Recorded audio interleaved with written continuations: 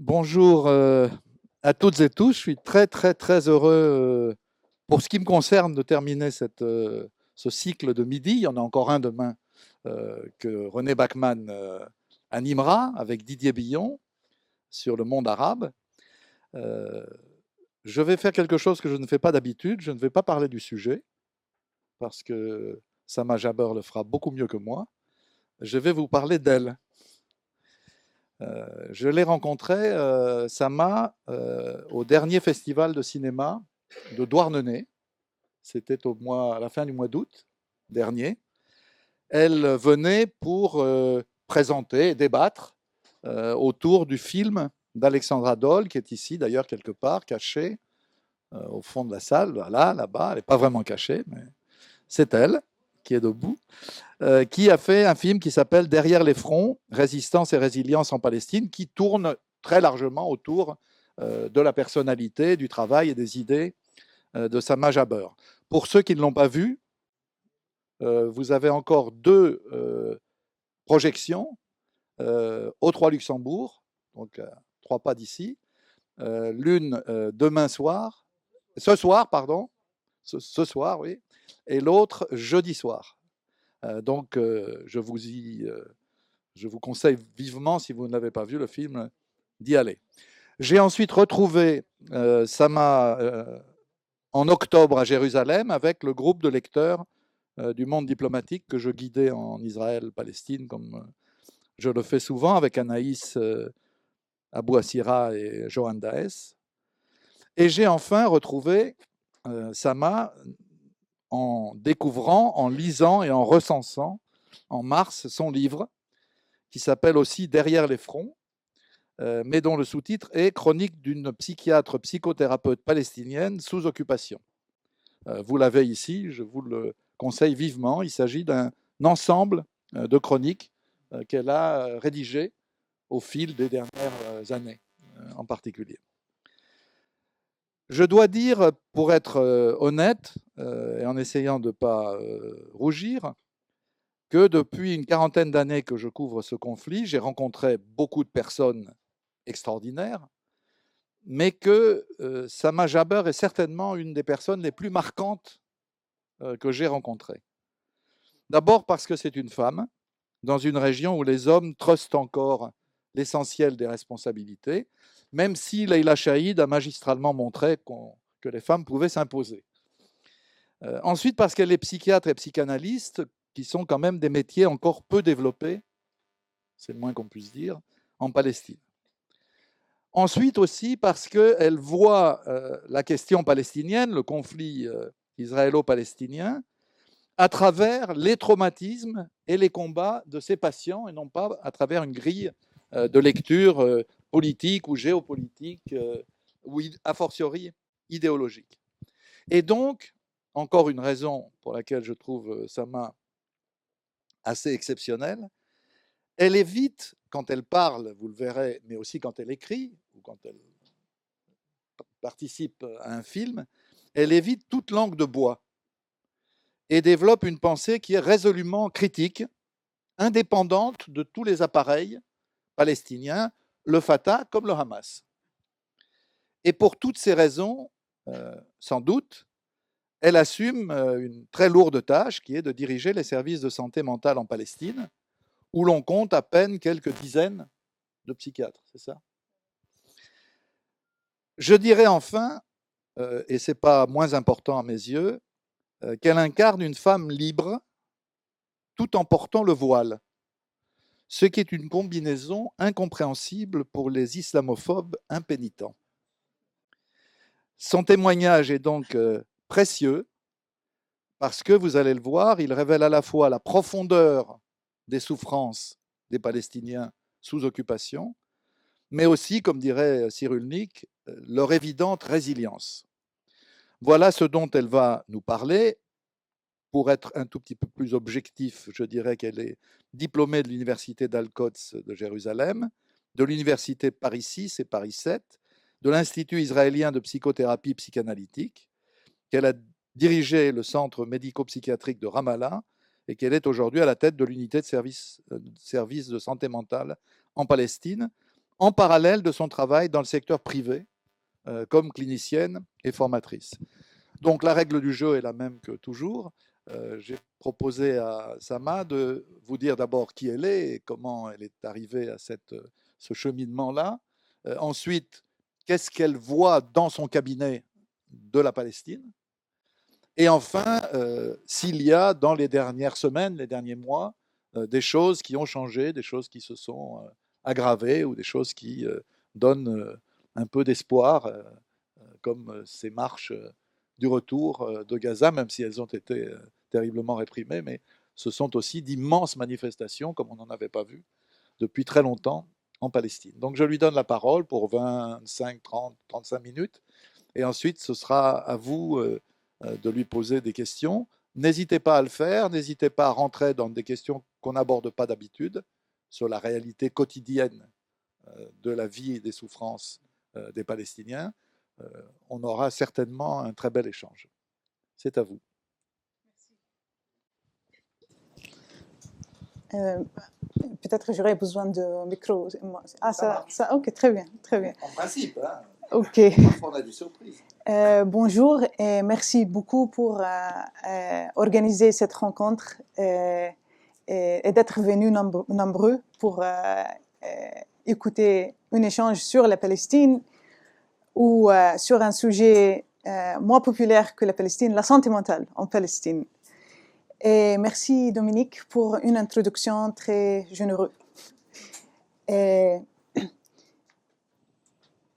moi, j'arrive d'une famille qui a pris une position un peu évidente par rapport à la situation politique en Palestine. Je suis une parmi 5 filles et un garçon pour 2 parents académiques.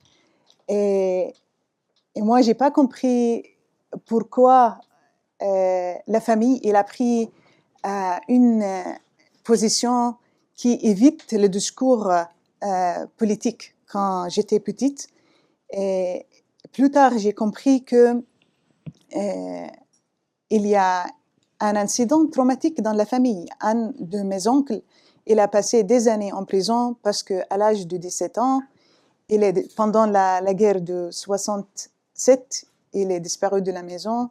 Et puis, 1 an, 2 ans plus tard, il était publié dans les journaux israéliens qu'il était impliqué, responsable dans un attentat qui a fait une explosion du bus israélien. Et il a passé des années dans la prison, il devait passer sa vie en prison. Et puis, dans les années 80, il y avait un échange de prisonniers et il était expulsé de la Palestine. Et je pense que cet événement, il a expliqué pourquoi les parents ils étaient très angoissés autour des informations. Quand on était petit, il y avait 2 choses interdites à la maison, de s'impliquer beaucoup dans les informations, d'écouter attentivement les informations et analyser ça, et la pornographie. Ces 2 choses étaient pas très bien accueillantes dans la maison. Et il y avait une concentration, une emphasis importante sur les études. Et je pense que c'était le choix de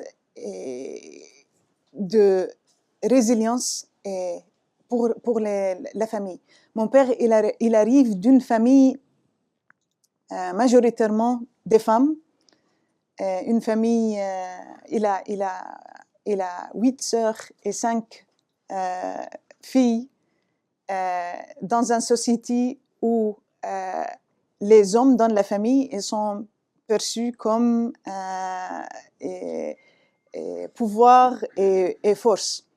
Alors l'éducation, c'était pas seulement une solution pour équilibrer le pouvoir de cette famille et le statut de cette famille dans la société, c'était aussi un choix économique important parce que si les femmes n'étaient pas éduquées dans la famille, c'est-à-dire que il faut il faut que les hommes fournissent pour le bien-être de cette famille. Mais quand il y a des femmes éduquées, des femmes qui travaillent, ça change la situation.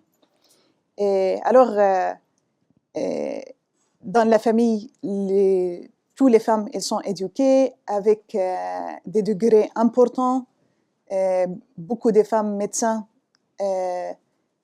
Ma tante, par exemple, elle était la première médecin à Jérusalem, médecin arabe à Jérusalem pendant son époque. Et dans ma famille, je suis le 4e. Et j'ai fait, mes sœurs, elles ont étudié en Jordanie. J'avais le choix d'étudier en Palestine. Et c'était pendant j'ai terminé mes études et quand les Palestiniens, ils ont eu leur première école de médecine. Avant, il fallait sortir de la Palestine pour étudier la médecine. Alors, j'étais parmi la première promotion de cette école et à travers mes études en médecine, j'ai observé des choses intéressantes dans la médecine générale. J'ai observé, par exemple, après une nuit de bombardement, j'ai terminé mes études de médecine pendant la deuxième intifada. Et j'ai travaillé à Bethlehem, par exemple. Et j'ai observé comment, après une nuit de bombardement, les enfants, ils sont venus pour voir le pédiatricien pour un problème d'anévrisme. J'ai vu qu'après une confrontation dans un village palestinien, il y avait des conversions, des symptômes dissociatifs chez les gens. Et, comme réaction punitive contre les hommes palestiniens, il y avait une décision d'empêcher les permissions pour les laboratoires, pour les gens, les ouvriers qui travaillent souvent dans les colonies israéliennes. Alors,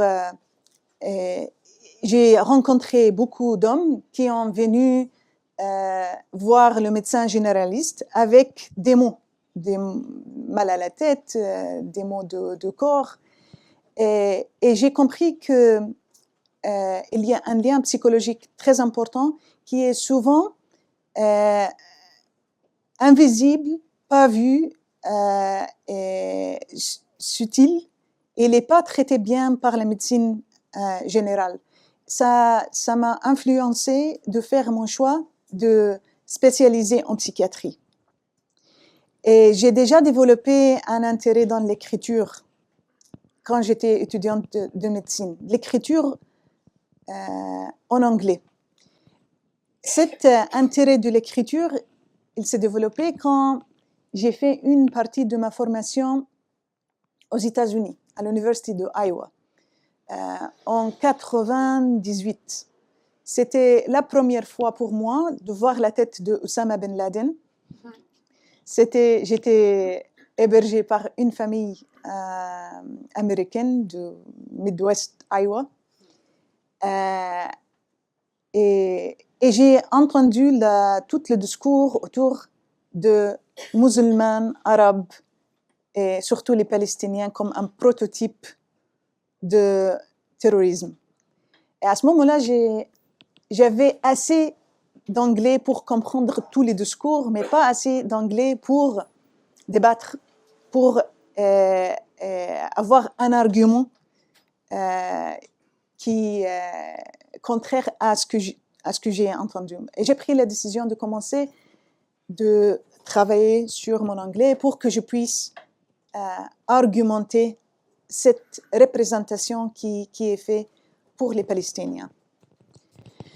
Et à la fin de mes études de médecine, j'ai commencé l'écriture juste après cet événement. Peut-être il ne m'a pas pris plus d'un an de commencer à publier mes articles. Et j'ai commencé d'écrire pour un journal local en Palestine, JMCC, Jerusalem Media Center. Et puis, j'ai commencé d'écrire pour The Washington Report on Middle East Affairs. Et quand j'ai fait les études en psychiatrie, mon travail comme médecin, psychiatre, ça m'a fait plus proche des expériences des gens et ça m'a influencé, ça m'a obligé éthiquement de faire plus de témoignages sur les expériences des gens. J'ai commencé d'écrire sur les expériences des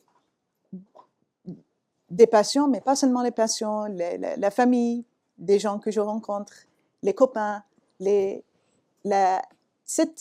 études en psychiatrie et en psychologie m'a donné un langage universel parce que même les gens qui ne s'intéressent pas de politique, qui évitent le politique, qui considèrent que le politique il est très compliqué ou ils s'intéressent toujours des expériences humaines. Et la psychologie, il donne cette expérience, cet langage commun. Au passage, qu'est-ce qui fait que vous parlez français, ce qui est quand même très rare en Palestine? En fait, juste après terminer les études de médecine, j'ai obtenu une bourse pour faire une partie de ma formation ici en France. J'ai obtenu une attestation de formation spécialisée. Le problème que j'ai commencé, l'organisation de bourse était faite dans une façon que, OK, il faut donner quelque chose pour les Palestiniens. Alors, il n'y avait pas assez d'intérêt de nous apprendre la langue. J'ai appris la langue à l'oreille, comme les ouvriers palestiniens apprennent l'hébreu. Alors, je peux communiquer en français en faisant beaucoup de fautes de grammaire. Je ne peux pas écrire facilement le français, mais je peux communiquer.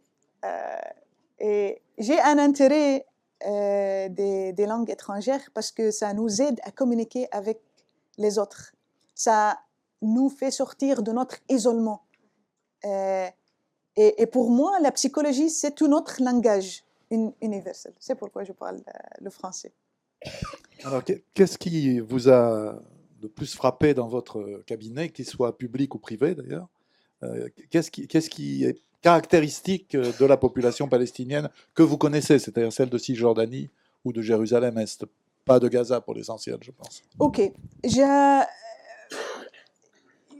suis venue en France pour faire les études en psychiatrie et puis, comme c'était pas suffisant, j'ai fait Cognitive Behavioral Therapy, thérapie comportementale, comment on dit, cognitive, en Angleterre. Et puis, j'ai fait des études de psychanalyse chez les Israéliens.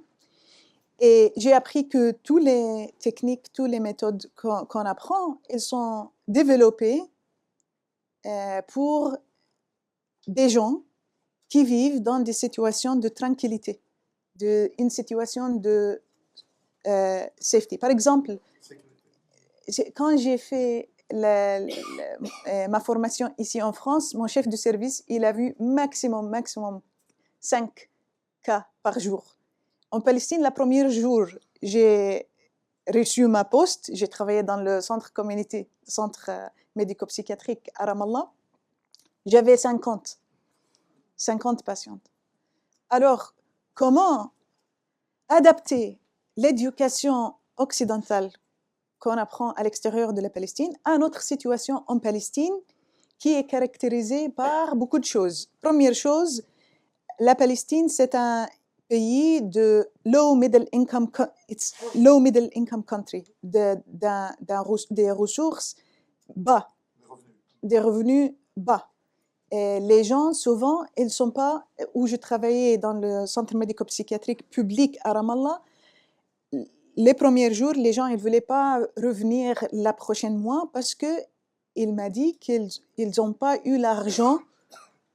Ils ne peuvent pas vérifier qu'il y aura l'argent, assez d'argent pour revenir me voir. Ce n'est pas seulement qu'ils veulent, ils ont besoin d'un service qui est gratuit, mais pour quelques-uns, ils ne peuvent pas payer le trajet pour venir me voir. Deuxième chose, un milieu professionnel très limité. En Cisjordanie, nous sommes 22 psychiatres. C'est pour une population de presque 3 millions. À Gaza, il y a 10 psychiatres pour presque 2 millions. Les psychologues cliniciens, ils sont très peu. Les travailleurs sociaux, ils sont très peu. Alors, il fallait, moi, j'ai commencé mon travail public en Palestine à la fin de l'année 2006. Il fallait former beaucoup de gens. J'ai fait parallèlement avec mon travail public, j'ai formé des gens qui travaillent dans des ONG médicales, mais aussi j'enseigne à l'université. On forme des gens qui ne sont pas psychiatres, des infirmiers, des médecins généralistes, des enseignantes, des conseillères à l'école. J'ai formé les imams et les cheikhs quelquefois pour qu'il n'y a pas seulement les psys qui doivent écouter, pour promouvoir un système dans lequel l'écoute il existe et il est accessible. Il y a des gens dans les villages qui sont loin parce qu'on ne peut pas vérifier que tous les gens ils peuvent nous recevoir dans le centre de ville, mais on peut former des gens qui travaillent proches des maisons, des gens dans les villages qui sont loin. Maintenant, pour répondre à votre question, quelles sont les spécificités qui sont influencées par la situation politique en Palestine? En fait, pour comprendre ça, il ne fallait pas être psy. Il fallait sortir de la Palestine pour regarder de distance un peu. Moi, j'ai compris beaucoup de choses sur la situation en Palestine quand je suis sortie de la Palestine. Et avant de parler de clinique, quand on parle des Palestiniens, les gens ils peuvent imaginer, c'est vrai que la Palestine il est très très petit sur la carte, mais il y a des différences sociopolitiques très importantes. Et les défis sont différents. Il y a les Palestiniens de Gaza, les Palestiniens de Jérusalem, les Palestiniens de Cisjordanie, les Palestiniens de l'exil, de camps de réfugiés, de 48 avec une citoyenneté israélienne. Et les défis pour chaque groupe sont différents. Et cette fragmentation s'est faite délibérément pour écraser les possibilités d'avoir des enjeux communs parmi les Palestiniens. Alors cette fragmentation de l'identité palestinienne et cette création de défis différents, par exemple à Gaza, les défis les plus importants, c'est de sécuriser un courant d'électricité, de l'eau potable. Et ce ne sont pas des défis à Jérusalem ou en Cisjordanie. À Jérusalem, le grand défi, c'est de gérer la menace que nous sommes des résidents temporaires. Parce que les Jérusalémites, ils sont des citoyens de nulle part dans le monde. Nous avons une carte de résidence qui peuvent être révoquées si on se comporte dans une façon qui peut être estimée par les Israéliens comme pas loyale. Si nous sommes estimés de se comporter dans une façon pas loyale à l'État d'Israël, ça peut avoir des conséquences de révocation de notre identité. Alors, pour chaque groupe, il y a des défis différents et même si c'est un discours politique, mais il touche la vie intime des gens. Par exemple, dans le cabinet, je vois une femme déprimée qui vient me parler de symptômes de dépression, manque de sommeil, pauvre appétit, et mal de énergie, pas d'énergie pour faire les activités de tous les jours. Et puis, quand je m'intéresse de son histoire personnelle, je lui fais parler plus de détails, il me sort le fait qu'il est marié avec quelqu'un de Cisjordanie et c'est difficile, il est absent, il ne peut pas venir à Jérusalem. Et s'il vient à Jérusalem, ça s'éloigne de ses enfants qui ne peuvent pas traverser le checkpoint. Les gens, ils ne présentent pas, ils ne mettent pas sur la table, la première chose, les problèmes politiques. Parce qu'il y a la présomption que je dois savoir. Ou ils sont très habitués à leur situation qu'ils ne la portent pas en avance. Mais il y a des détails politiques dans toutes les histoires personnelles des gens. Je vois une jeune fille qui vient me voir pour des attaques paniques, attaques d'angoisse aiguë. Et je pose la question, comment ça s'est commencé ou quand c'est commencé? Elle dit, il y a 6 mois. Qu'est-ce qui s'est passé il y a 10 mois, il y a quelques mois? Alors, en passant, elle me dit, mon père, il est sorti de prison. Et ce père qui est sorti de prison, il souffre de cauchemars. Et pendant la journée, il est très énervé. Il fait rien, il n'a pas un travail, il passe sa journée en fumant des cigarettes devant la télé, il insulte tout le monde. Et ces détails, ils sont très communs dans la vie des Palestiniens. Des autres spécificités pour la population palestinienne, on parle d'une prévalence très élevée de l'expérience d'arrestation et d'emprisonnement. 20% des Palestiniens, depuis 1967, étaient arrêtés. Le maltraitement et la torture sont des expériences très communes. Et les gens, souvent, ils ne se plaignent pas de la torture parce qu'ils comprennent que ça arrive, ça fait partie de leur expérience. Il y a toujours dans leur tête quelqu'un qui a été torturé pire qu'eux. Alors, ils peuvent pas comparer leur expérience aux expériences des autres personnes. Ils ne parlent pas de la torture comme un plainte principal de leur expérience.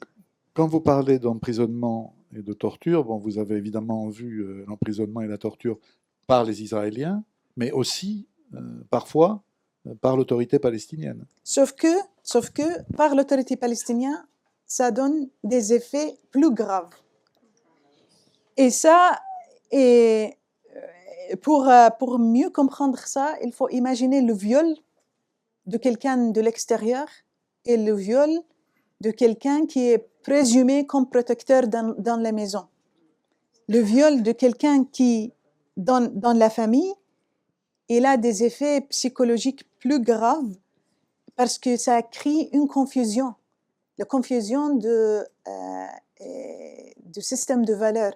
Parce que les gens, ils dépendent sur la personne dans la famille. Les Palestiniens, ils dépendent sur l'autorité palestinienne. Alors, comment ils peuvent tolérer ça? Une autre différence importante.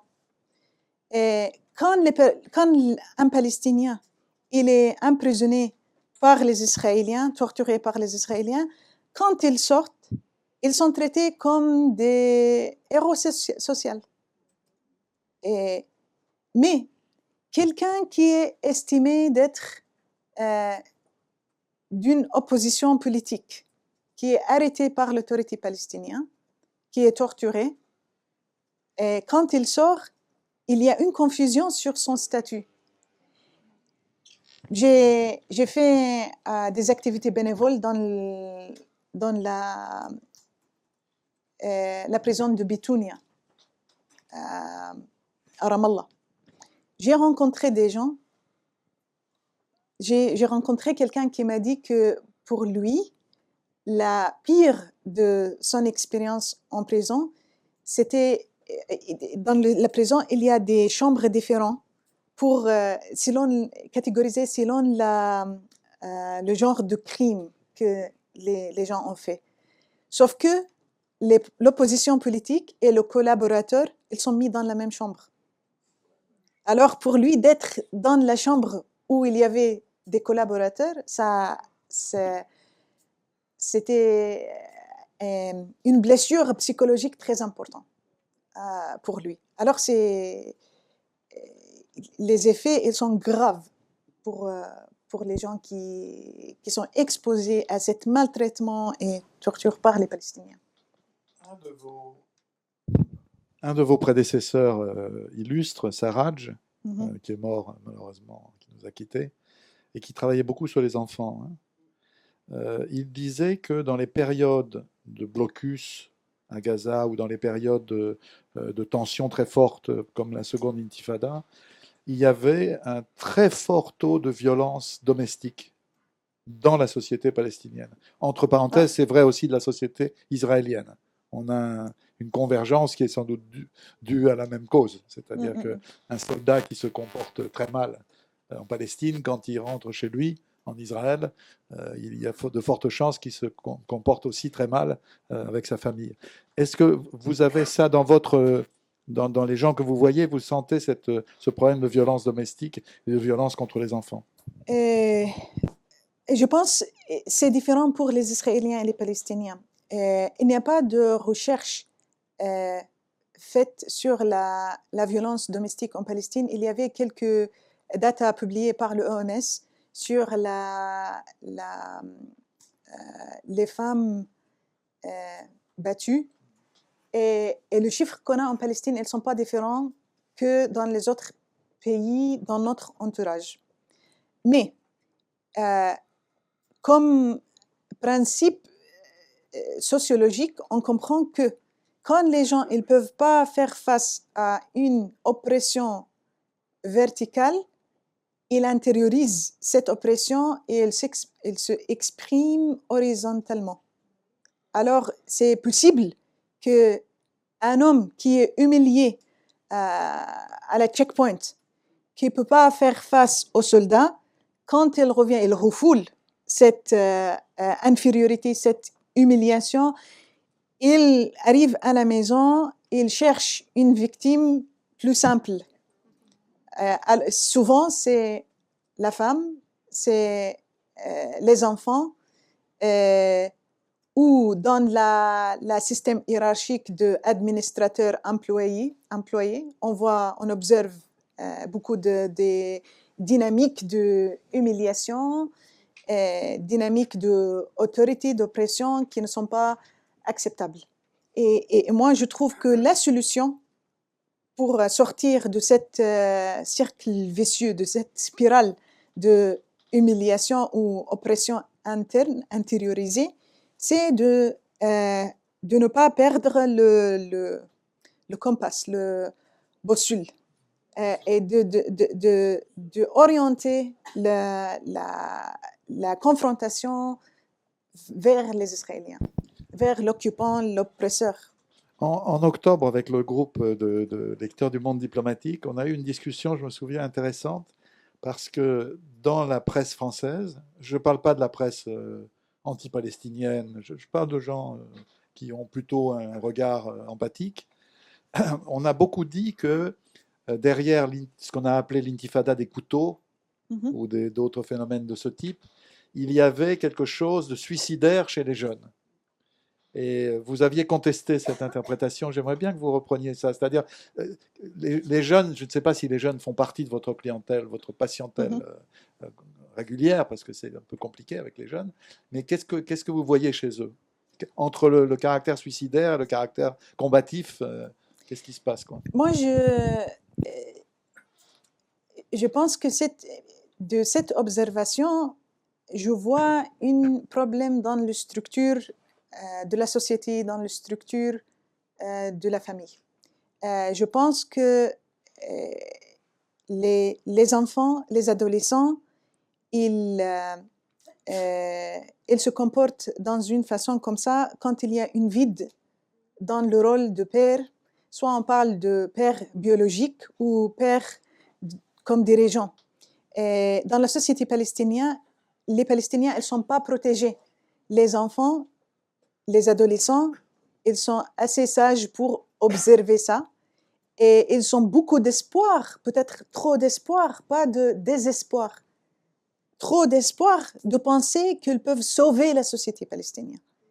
Et les enfants, les adolescents, partout, ils sont plus impulsifs que les adultes. Ils sont plus réactifs émotionnellement que les adultes. Et ils voient ce vide et ils sentent la destruction dans la société, que personne ne protège les Palestiniens. Ils essayent d'être utiles. Et selon eux, d'être utile, c'est de faire une confrontation directe avec les soldats. Les enfants, ils sont le souhait des Israéliens, des soldats israéliens, de casser leur agency, de casser leur volonté dans une façon dramatique. Il y avait quelques adolescents qui m'ont raconté comment dans l'interrogation, l'interrogateur, il disait que s'ils ne donnent pas le nom de leurs camarades, ils vont dans une chambre G4. Ils vont dans cette chambre sur 2 jambes et ils sortent sur 4 jambes. C'est dans la tête des adolescents palestiniens, ils pensent que les soldats israéliens souhaitent qu'ils perdent leur agency complètement. Alors ça explique pourquoi, bien sûr, dans cette dynamique, il y a beaucoup de gens qui perdent leur agency, perdent leur capacité à agir, volonté. Et il y a quelques-uns qui répondent dans une façon plus dramatique à ça, en hypertrophier leur capacité à agir. Et c'est pourquoi on voit des enfants pas formés, pas armés, qui suivent des soldats armés et formés et qui essayent de le regarder dans les yeux, et à une proximité zéro, de distance zéro, il essaye de les attaquer. En clair, vous n'avez pas du tout la sensation d'un état d'esprit suicidaire dans une partie significative de la jeunesse. Très rare. Honnêtement, je présume qu'il y a quelqu'un que j'ai connu qui a fait ça comme tentative de suicide. Il y avait des autres situations, beaucoup de situations dans lesquelles l'enfant, l'adolescent, il voulait pas, il avait rien, mais les soldats, ils ont estimé qu'il avait un couteau.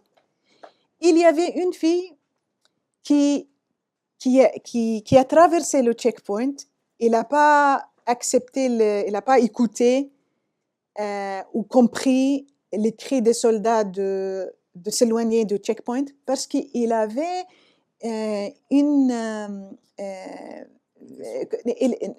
non, c'est une fille qui était dans une bouffée d'aileron. Il pensait il a vu le ski rouge et il pensait que c'est une invitation pour tout le monde d'aller vers Jérusalem. Alors il est allé vers Jérusalem et les soldats, ils sont tirés sur elle. Et il y a des cas dans lesquels il y a une souhait d'une confrontation directe avec les soldats pour protester contre toute l'oppression et la volonté israélienne de casser le pouvoir de dirigeants et de pères palestiniens. Je sais qu'il ne faut pas politiser la psychiatrie ni psychiatriser la politique parce qu'on aboutit à des conflits de compréhension simplement. On ne peut pas éviter de faire ça. Mais voilà, à un certain point, on doit quand même le faire. Qu'est-ce que ça vous a suggéré, cette extraordinaire série de grandes marches de Gaza? Et je ne parle pas seulement des marches elles-mêmes, de leur jeunesse, c'était quand même très jeune, mais de l'extraordinaire, personnellement, je trouve, l'extraordinaire maturité politique qui fait que dans un territoire où il y a des armes en quantité phénoménale, il n'y a pas une arme qui a été brandie. C'est-à-dire que ces dizaines de milliers de personnes, de jeunes notamment, ont très bien compris que brandir une arme, ça donnait aux Israéliens le prétexte qu'il fallait pour déployer leur répression. Ils n'en ont pas eu besoin pour le faire, mais en tout cas, on n'a pas vu une image d'armes dans toutes les vidéos de propagande israélienne pour essayer d'accuser les... Qu'est-ce que vous avez ressenti en voyant ces manifestations? Qu'est-ce que ça vous a dit de l'état d'esprit et notamment de la résilience dont on parle souvent, quoi? Je pense que les Gazaouis d'aujourd'hui, ils essayent de remplir la vide, comme les adolescents essayent de remplir la vide de l'autorité paternelle. Les Gazaouis maintenant, ils essayent de remplir la vide dans le Moyen-Orient qui n'arrive pas à faire face à Israël et à la stratégie américaine de terminer la cause palestinienne. Et nous sommes dans une impasse politique très importante maintenant. Les Américains, ils crient des faits accomplis et puis ils essayent de juridifier, comme on dit, de légaliser un deal qui termine Jérusalem comme capitale potentielle pour la Palestine, qui facilite l'annexation de Cisjordanie pour les Israéliens, qui met un fin pour le droit de retour. Et les Gazaouis, comme ça fait très longtemps qu'ils sont dans une impasse politique, ils font face à des situations politiques et sociales très difficiles, sans eau, sans électricité, sans médicaments. Pour eux, les calculs de risque, il est différent que les calculs de risque en Cisjordanie ou pour les autres Palestiniens. Il se met facilement dans cette confrontation mortelle avec les Israéliens. Et dans un moment difficile où personne de l'extérieur, ils peuvent empêcher les mesures israéliennes vers eux. Mais c'est aussi un signe important de solidarité et de résilience sociale à Gaza. Et c'est pas vrai comme Israël a essayé de promouvoir que ce sont le groupe militant qui maintenant se déguise en manifestation pacifiste. C'est pas vrai. Il y a beaucoup de gens qui font pas partie du groupe politique qui participent. Il y a et c'est les gens à l'extérieur du groupe qui ont déterminé les règles du jeu sans utiliser les armes. Ils ont évité de l'utilisation des armes. Il y a une participation des femmes, de jeunesse très importante. Et c'est pas seulement les activités, il y a aussi beaucoup de dialogue, de réflexion qui donne l'influence et donne la momentum pour ce marche de retour. Je vais parler aussi de deux autres éléments de résilience collective à Gaza qui n'ont pas pris assez de lumière, qui n'étaient pas popularisés à l'extérieur de Gaza. Et les Gazaouis, ils sont donnés plusieurs opportunités pour amnistie, pour les collaborateurs. Le fait qu'il y a des collaborateurs parmi les Palestiniens, ça fait une partition, un abîmage pour la fabrique sociale des Palestiniens très important. À Gaza, les gens étaient très affectés par les activités des collaborateurs. Alors, il y avait, à la place de les criminaliser, les tuer, il y avait plusieurs opportunités de faire une amnistie si le collaborateur, il demande, ils font les promesses d'arrêter leur activité en soutien des Israéliens et ils changent ça. Il y avait une autre initiative que moi je vois comme initiative très importante pour garder le fabrique social en Palestine, à Gaza surtout. C'est en 2007, après les élections palestiniennes, qui a apporté au pouvoir les gens les moins populaires, les gens de groupes islamistes et militaires. Après ça, il y avait, selon la revue Vanity Fair, un effort organisé entre Condoleezza Rice, General Dayton et Dahlan pour créer un coup. Et les gens Un putsch. C'est-à-dire? Ok, un coup d'État. Un coup d'État. Et alors, il y avait beaucoup de confrontations militaires entre les groupes, les partis politiques. Et ça a créé une vengeance entre les familles. Et ça fait 2 ans que les responsables à Gaza, les responsables de plusieurs partis politiques et les gens dans la tête de quelques familles à Gaza, elles essayent de créer un système de restorative justice, justice restaurative, pour terminer cet sentiment de vengeance entre les familles. Alors, ils ont réussi à terminer cette... il y avait beaucoup de gens tués et puis il y avait une vengeance familiale et les efforts maintenant c'est de régler le lien entre les familles et ils ont réussi à terminer plus de 40% des cas de vengeance familiale. Et moi, c'est pas, on parle pas souvent de ces efforts à Gaza. À Gaza, ce que je veux dire, c'est malgré toutes les difficultés à Gaza, il y a des idées créatives pour maintenir la fabrique sociale des gens dans cet endroit. Une dernière question avant de laisser nos amis poser leurs questions. Comment vous expliquez le fait qu'il n'y ait pas eu de manifestation de solidarité ou simplement de manifestations simultanées en Cisjordanie? Alors, il y a évidemment des dimensions strictement politiques, c'est-à-dire on sent bien que l'autorité palestinienne n'avait aucune envie qu'il y ait la moindre manifestation de ce type. Mais qu'est-ce que ça nous dit de l'état d'esprit des gens tels que vous les voyez? Est-ce qu'il y a quelque chose à tirer de cette remarque?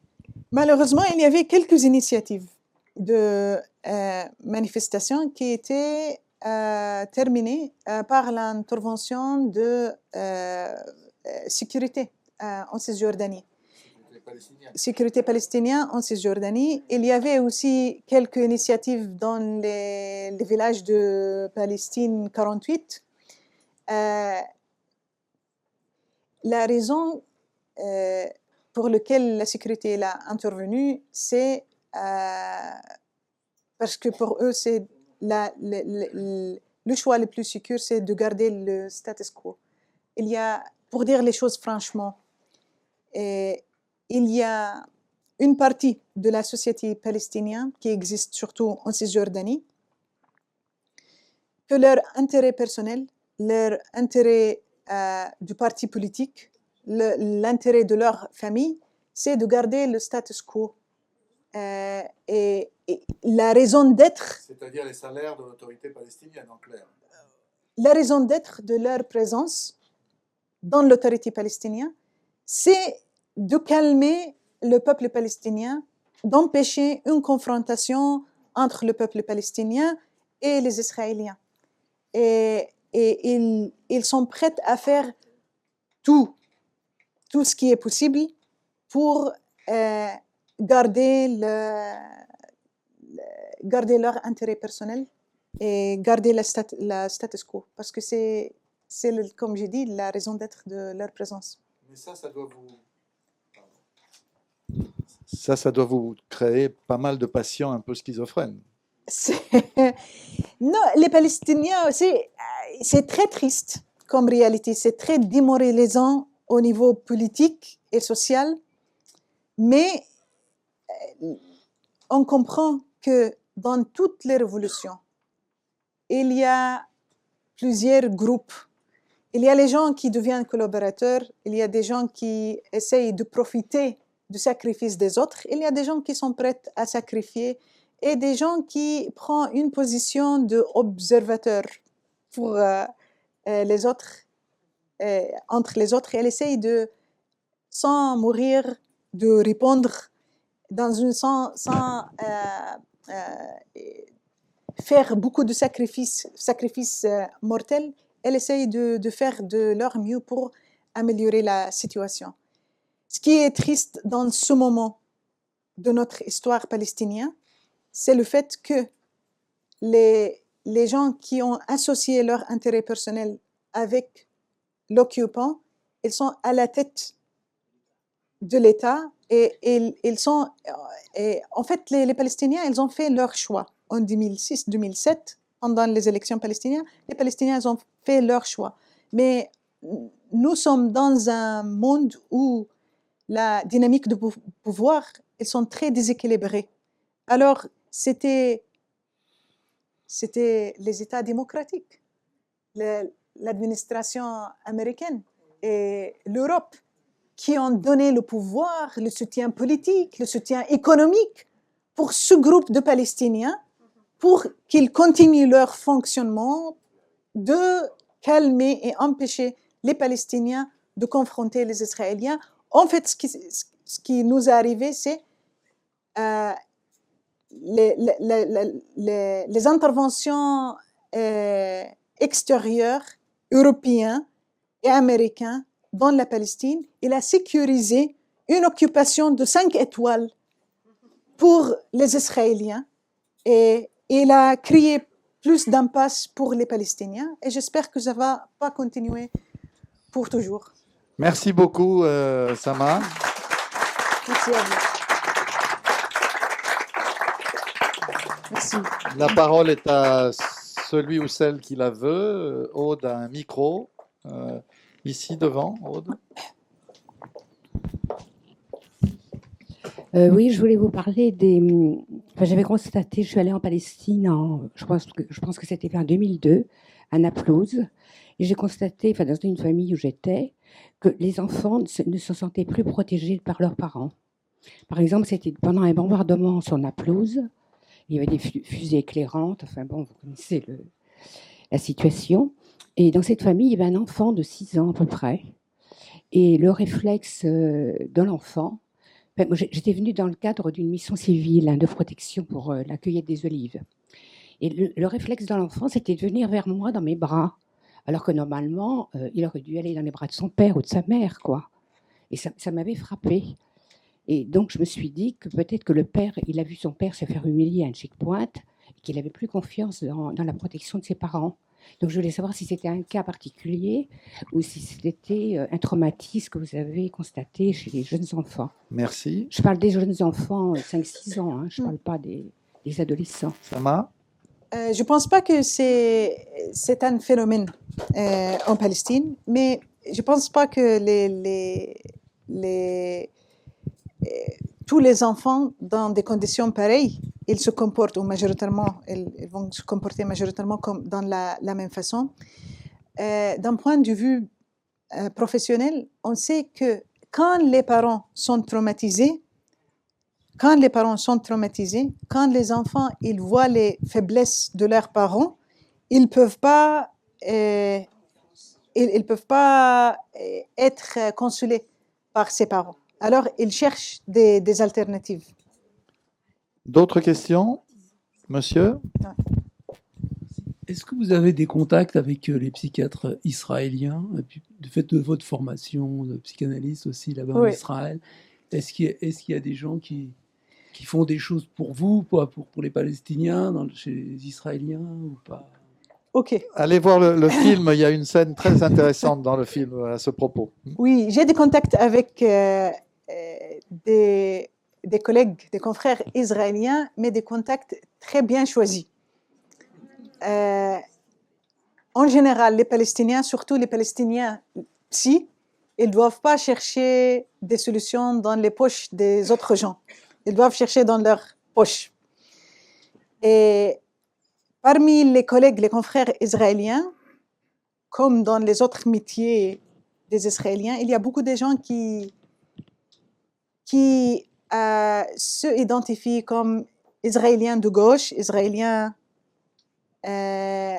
progressifs, et ils veulent faire des choses avec les Palestiniens comme preuve, même s'ils mangent du hummus avec les Palestiniens, comme une évidence pour leur progressivité. Les Palestiniens doivent choisir leurs collaborateurs. Moi, je choisis les gens avec lesquels je peux faire un échange qui aide à la transformation politique. Et si on pose la question à notre interlocuteur israélien qui de gauche, qu'est-ce que vous êtes prête à perdre comme privilège pour changer la situation? Il y aura très peu de réponses positives. Alors, il ne faut pas avoir des attentes très hautes sur les Israéliens, les confrères. Et il faut moi, je trouve une meilleure collaboration à l'extérieur de la Palestine. Récemment, je veux partager avec vous une expérience de succès, en fait. Ça fait un moment que moi et quelques collègues palestiniens, on a créé des liens avec des groupes de psy à l'extérieur. On a créé deux réseaux, UK Palestine Mental Health Network et USA Palestine Mental Health Network. Récemment, une grande association de psychanalyse et psychologie relationnelle, ils ont décidé de faire leur conférence en 2019 à Tel Aviv. Alors, on a dirigé une pétition expliquant pourquoi Tel Aviv il sera pas un safe space, un espace sûr pour les Palestiniens, ni pour les Palestiniens, ni pour les gens qui soutiennent la Palestine, parce qu'il y a beaucoup de gens refoulés quand ils arrivent à l'aéroport à Tel Aviv. Et nous sommes très peu de gens qui font ce genre d'activité. Mais on a bien organisé notre effort. On a eu plus de 1500 personnes qui ont signé notre pétition. Récemment, la même association, elle a fait une conférence à New York, il y a 3 jours.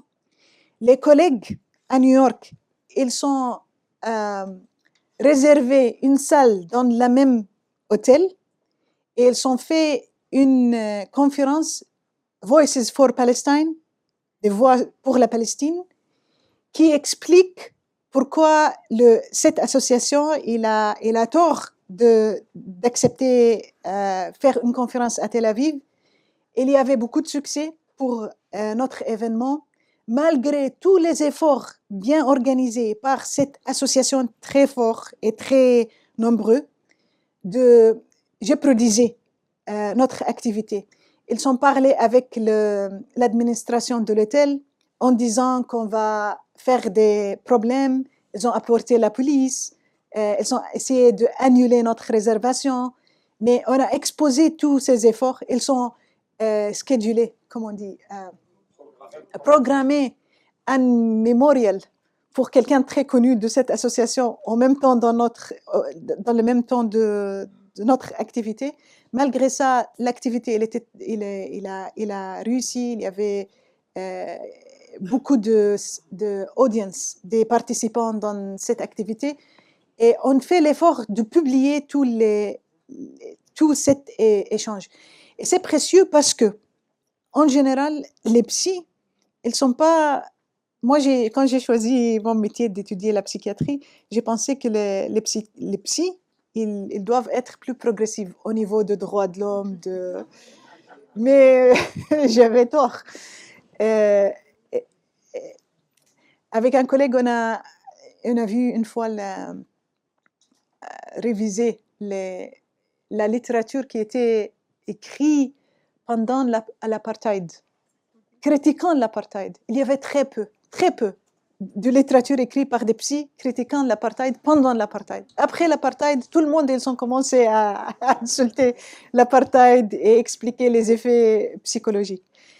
Mon intérêt de cette confrontation avec le IARP, avec des collègues internationaux, c'est de créer cette littérature pendant l'occupation de la Palestine, de créer cette littérature critique de point de vue de psy qui explique pourquoi le dommage au niveau de dignité, d'humanité, de bien-être, de santé mentale qui l'occupation est en train de faire pour les Palestiniens, parce que les Palestiniens, on a parlé de l'impasse politique très important, les Palestiniens doivent recadrer leur cause.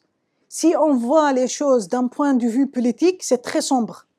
Mais si on voit la cause palestinienne comme notre petite contribution dans cette lutte pour l'humanité, cette grande lutte des opprimés contre les oppresseurs, et on se voit comme les avant-gardes, les gardiens de frontline dans cette lutte, ça donne plus d'espoir. D'autres questions?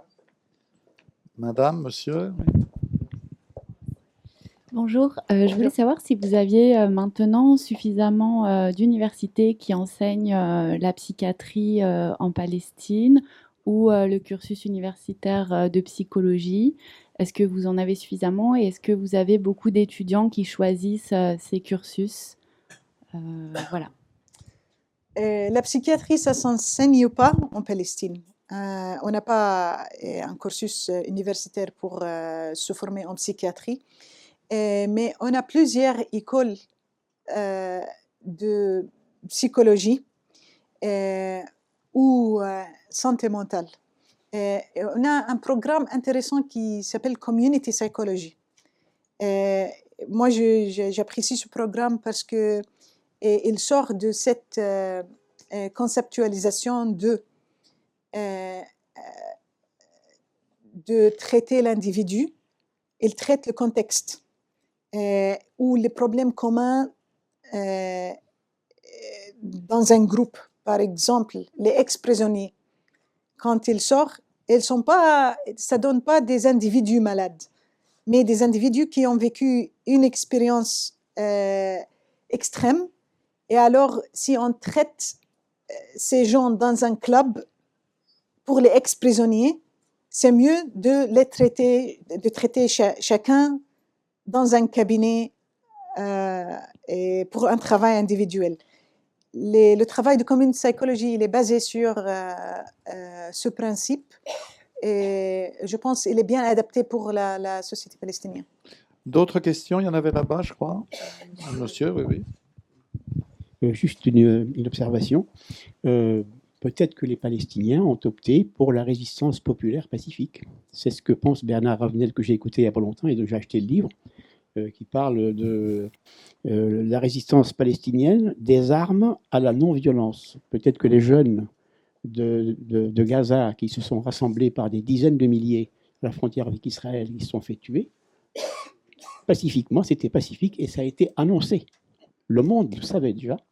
Donc pour Israël, je pense que c'est un gros échec pour Israël parce que ça nuit considérablement à la réputation d'Israël comme la seule démocratie de la région.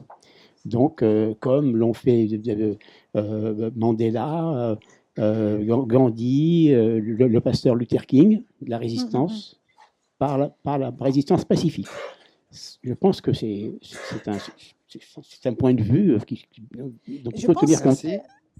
Sama? La résistance, c'est un...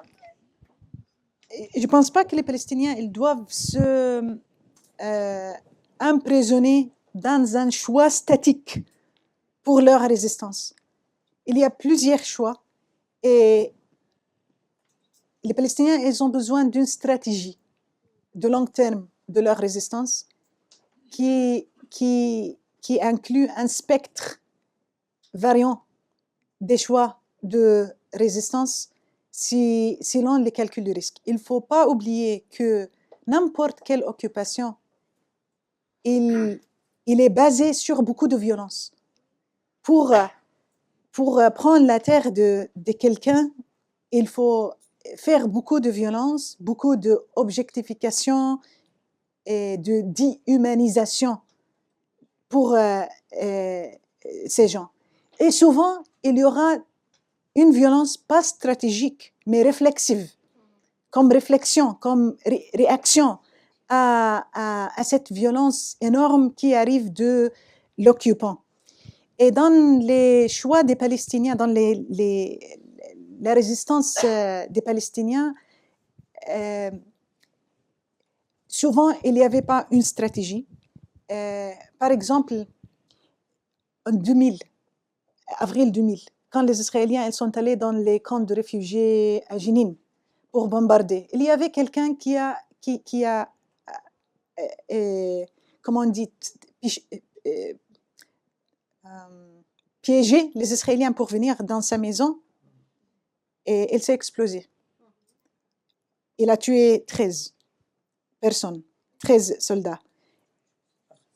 Est-ce qu'on peut comparer cet événement à des autres événements dans lesquels un Palestinien il a choisi une maison de retrait pour s'exploser? Il y avait plusieurs choix. Souvent, c'était les choix des individus. Comme les Palestiniens n'étaient pas organisés. Les Palestiniens, ils ont fait des fautes de leur choix, quelquefois. Je pense que les Palestiniens ils ont besoin d'une stratégie avec plusieurs choix. Je n'exclus pas les choix militaires et je comprends quelquefois les choix réflexifs de quelques-uns. Mais il faut tout le temps calculer le risque pour minimiser les pertes pour les Palestiniens et surtout pour garder une éthique pour les choix des Palestiniens. C'est important qu'on ne tombe pas, si on recadre notre lutte comme une lutte pour la réhumanisation du peuple palestinien, il ne faut pas tomber dans les mêmes outils des Israéliens. Il faut éviter les choses qui déhumanisent. Si on définit la lutte des Palestiniens comme une lutte pour la réappropriation de la terre, full stop, période, on va perdre au niveau éthique et au niveau humanitaire. Alors c'est pourquoi il faut reconsidérer les choix de résistance et les faire larges. Il ne faut pas nous aussi emprisonner seulement dans le choix de non-violence. Des choix éthiques, des choix qui évitent les outils des Israéliens, qui évitent la torture, par exemple. Oui, c'est très important, mais pas seulement la non-violence. Il faudrait peut-être d'ailleurs introduire un débat entre lutte non violente et lutte non armée. On n'est pas tout à fait dans le même cadre. C'est une nuance très importante à mes yeux. Oui. D'autres questions? Monsieur derrière. Bonjour madame, moi je vais souvent en Palestine, depuis très longtemps pour des raisons professionnelles, mais je voulais juste faire une observation. Vous avez parlé de Jenin, le camp de Jenin, c'était, je me souviens bien, j'étais ici, c'était en 2002. 2002. Et exactement, au printemps 2002, un habitant de Jenin s'était fait sauter, ou à Tel Aviv ou à Jérusalem. Il y a eu beaucoup de victimes, comme d'habitude, lui aussi. Les Israéliens s'étaient aperçus qu'ils venaient de Jenin, et comme d'habitude, ils ont eu des représailles, c'est-à-dire on fait sauter la maison de la famille, etc., etc.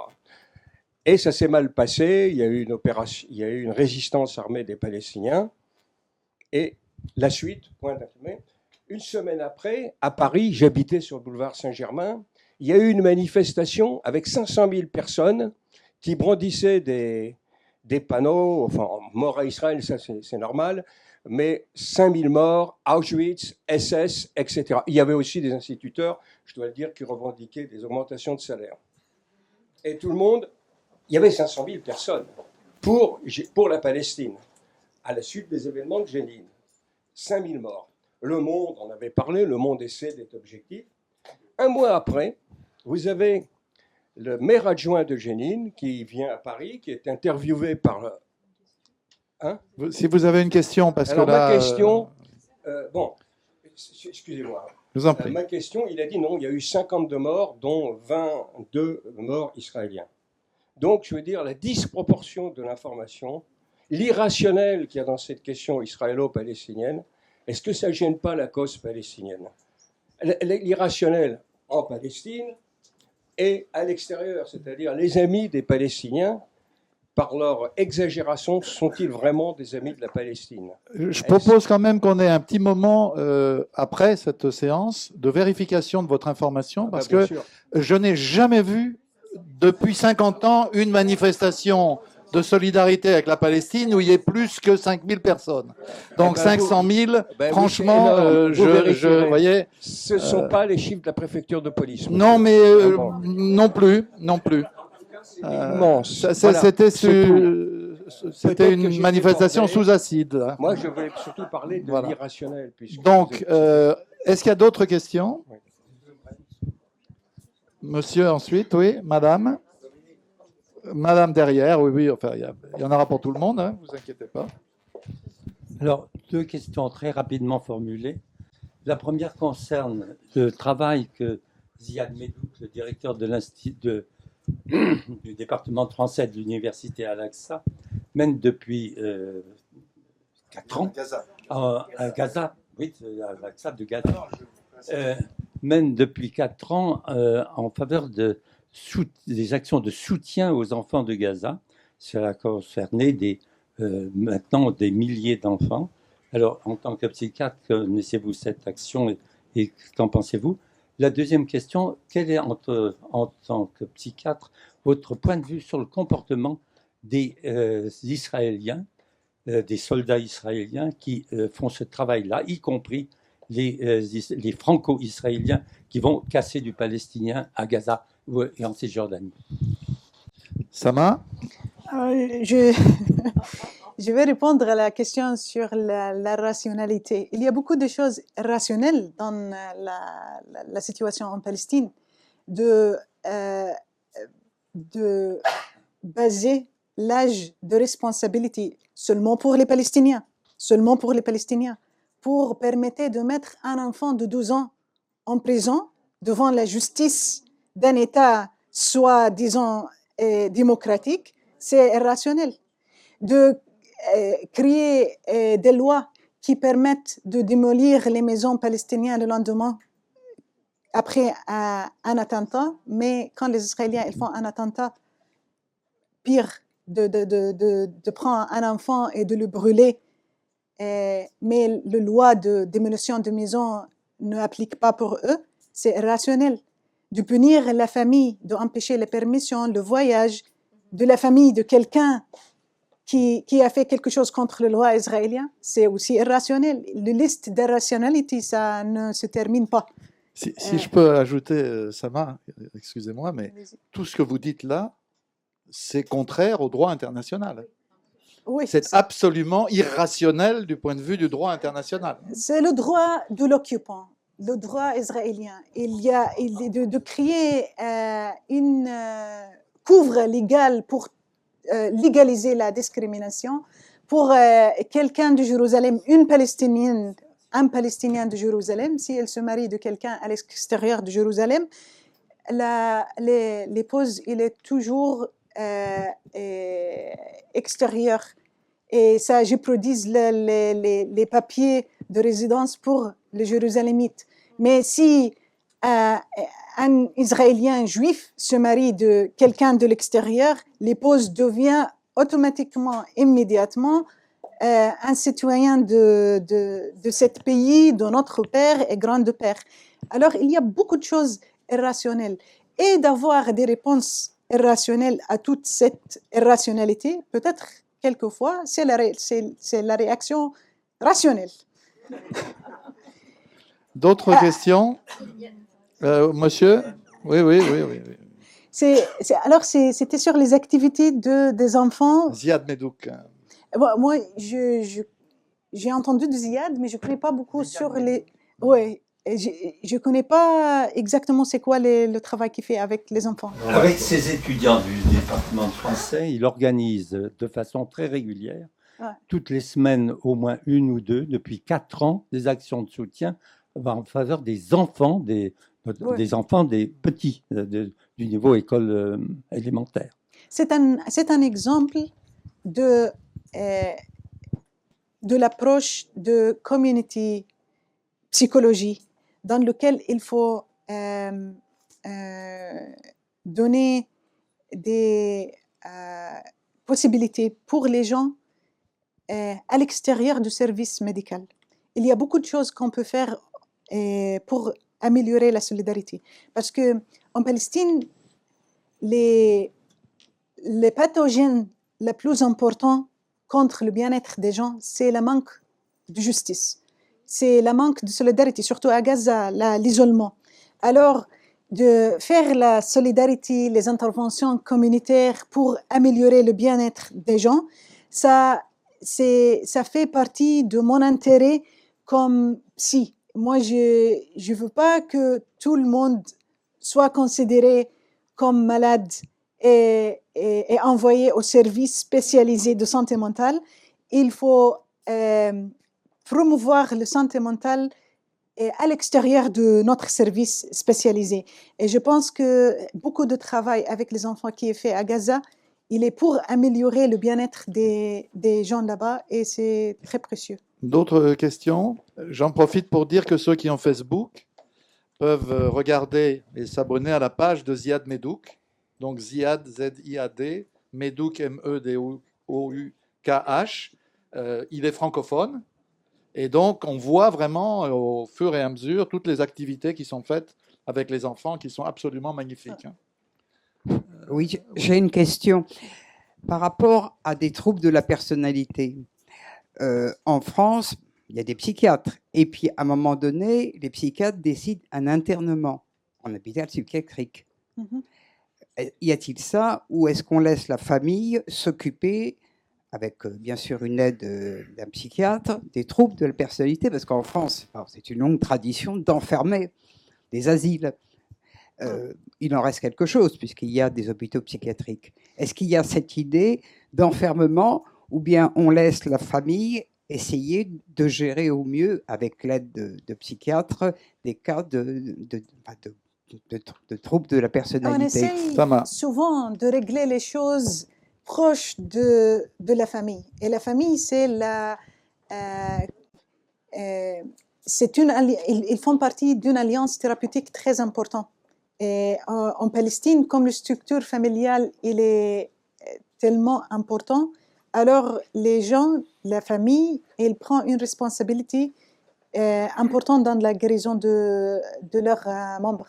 Et on a un seul hôpital psychiatrique en Cisjordanie, c'est l'hôpital de Bethléem, qui était l'hôpital pour la grande Syrie, pour la Syrie, Liban, Jordanie et la Palestine.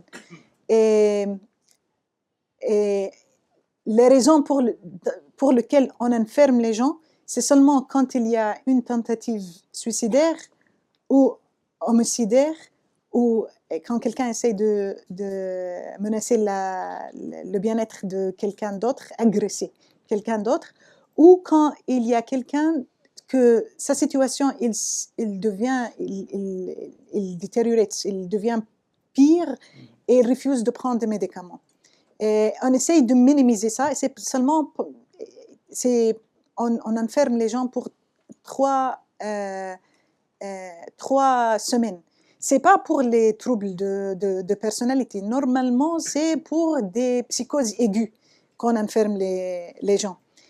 Et on essaye de développer un système communautaire à l'extérieur. Nous avons 14 centres médico-psychiatriques publics où les gens, on soigne les gens gratuitement dans tous les districts palestiniens. Je voudrais vous poser une question un peu particulière en revenant sur la question des psychiatres de vos confrères et consoeurs d'Israël. Bon, moi, j'ai bien compris quand même que ce serait paradoxal de faire appel à des psychiatres d'Israël pour soigner des maux causés par la politique d'Israël. On aurait quelque chose d'un peu absurde là-dedans. Ça crée une confusion. Mais il y a une autre confusion, c'est que les psychiatres israéliens ont un énorme travail à faire pour guérir la paranoïa collective du peuple israélien.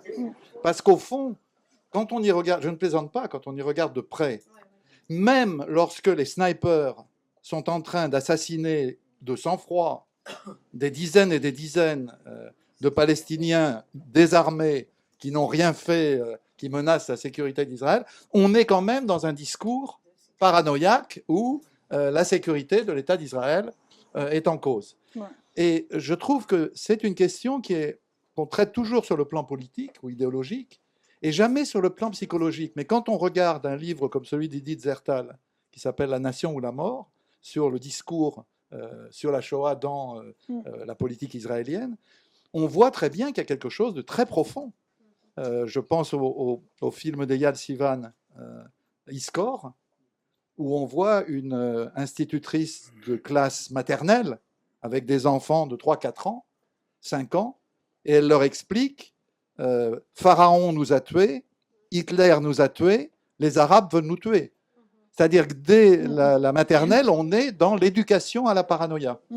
Alors c'est vrai que les paranoïaques ont des ennemis, hein, c'est bien connu, mais quand même, il y a là, je trouve, un champ qui est aussi un champ très intéressant du point de vue psychiatrique. C'est-à-dire que vous avez un adversaire qui est un adversaire profondément malade. Je ne parle pas des individus, hein, je parle de la collectivité, de la fabrique sociale israélienne, comme vous disiez tout à l'heure.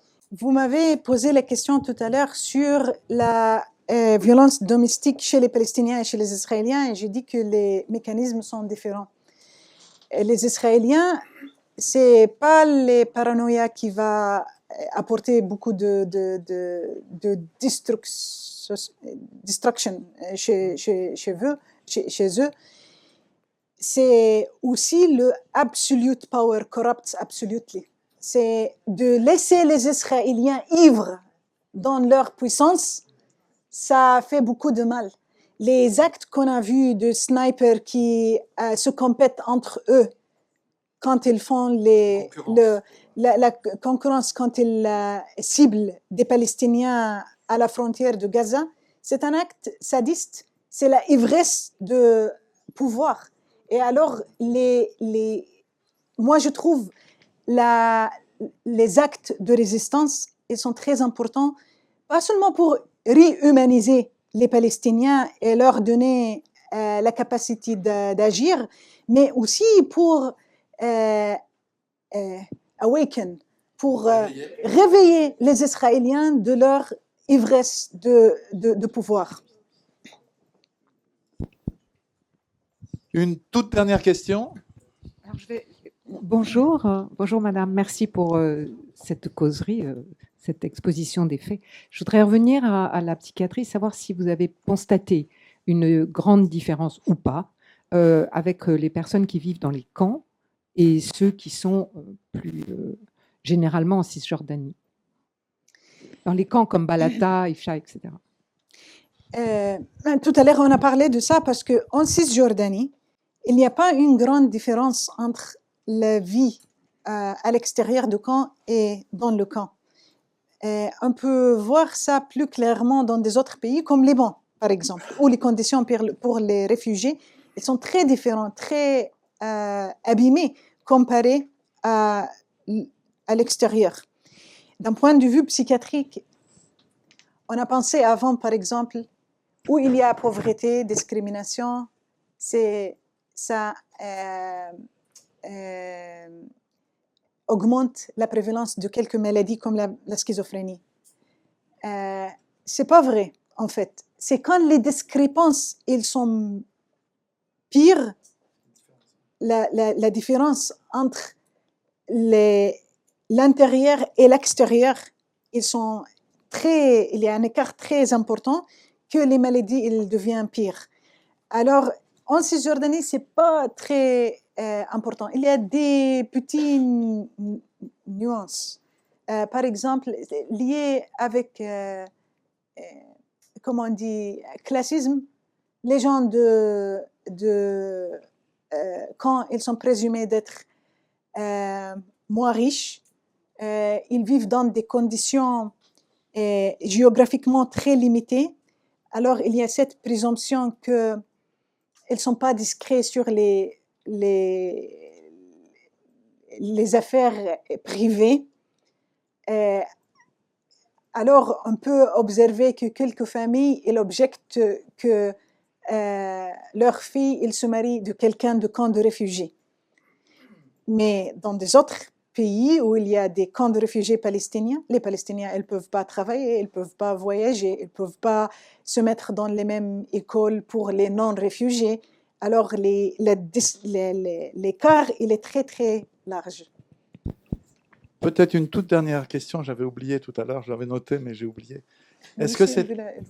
Oui, mais moi je voudrais aussi. Est-ce que dans la situation qui est celle des Palestiniens d'aujourd'hui, le fait d'avoir des symboles de leur lutte, c'est important du point de vue psychologique, du point de vue du moral. Je pense par exemple à Ahed Tamimi, je pense à Salah Amouri dont l'épouse Elsa est ici parmi nous. C'est des figures qui contribuent aussi parce qu'on sent dans ce que vous dites qu'il y a une situation très difficile et qu'on a besoin de perspectives, d'espoir, de figures, d'incarnation de la lutte et de la lutte au positif. Ouais, ok, c'est une question très fine. Oui, je pense chaque individu et chaque communauté, ils ont besoin des role models, des symboles. Et surtout les individus, les communautés donnent des impasses. Une des techniques psychologiques d'intervention dans le cognitive behavioral therapy, par exemple, on pose les questions aux individus s'ils sont des role models, des gens, des exemplaires, pour suggérer qu'ils peuvent imiter les réactions de ces symboles pendant cette période. Maintenant, le problème pour les Palestiniens, c'est quand la culture de la personnalité elle devient plus importante que les institutions.